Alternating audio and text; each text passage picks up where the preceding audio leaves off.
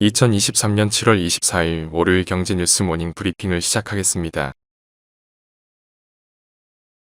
마이크로소프트, 알파벳, 메타, 아마존 등 미국의 주요 빅테크 기업들이 이번 주 잇따라 올해 2분기 실적을 발표한다. 이들 기업 모두 올해 상반기 미디옥 증시 강세장을 이끈 시가총액 상위 7개 기업, 이른바 매그니피센트 세븐에 속해 있는 데다 실적 발표가 미 연방준비제도의 FOMC 정례회 일정과 맞물려 투자자들의 관심이 높아지고 있다. 제롬 파월 연준 의장이 기자회견에서 추가 긴축 가능성과 관련해 시장 기대를 충족시키고 빅테크 기업들의 호실적이 이어지면 미 증시는 상승 흐름을 지속할 것으로 관측된다.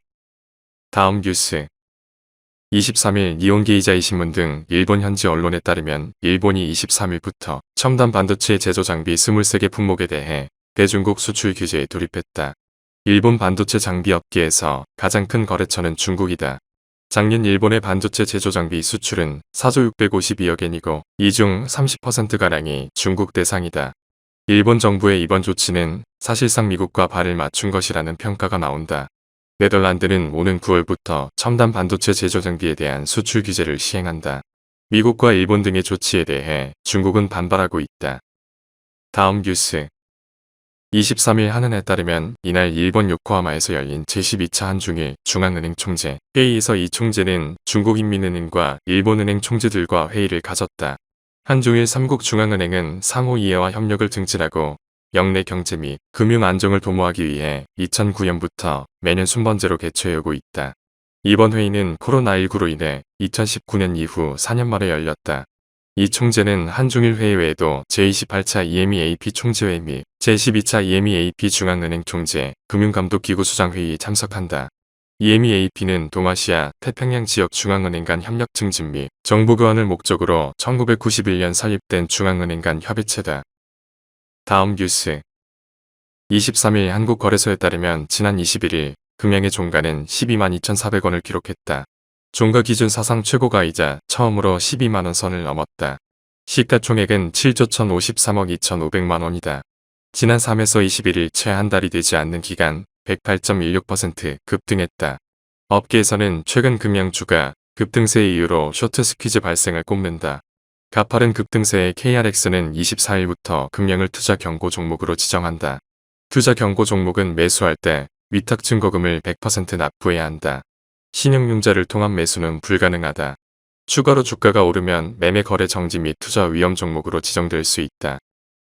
다음 뉴스 구독자 230만 명을 보유한 유튜브 채널 3프로TV를 운영하는 이브로드캐스팅이 기업 인수 목적 회사 합병을 통해 코스닥 시장 상장을 추진한다.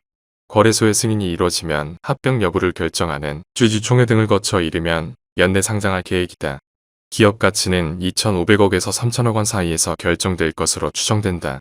예딩투자증권 출신인 김동환 3프로TV 대표는 지분 32.74%를 보유해 최대 주주다.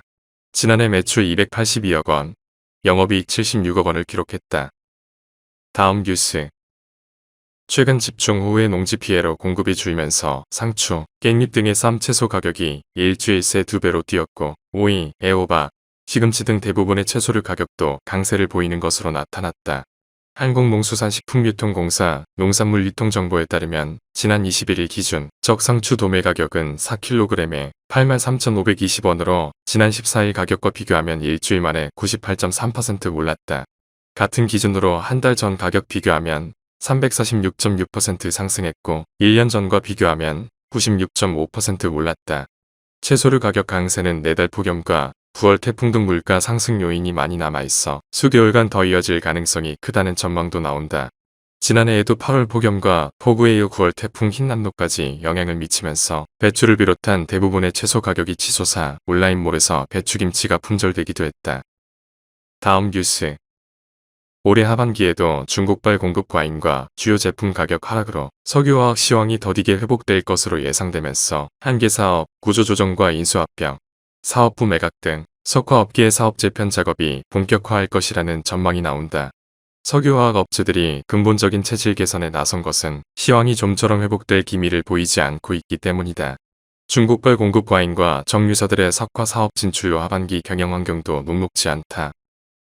다음 뉴스 하나은행이 고시한 7월 21일 오후 11시 58분 원달러 환율은 1289원입니다.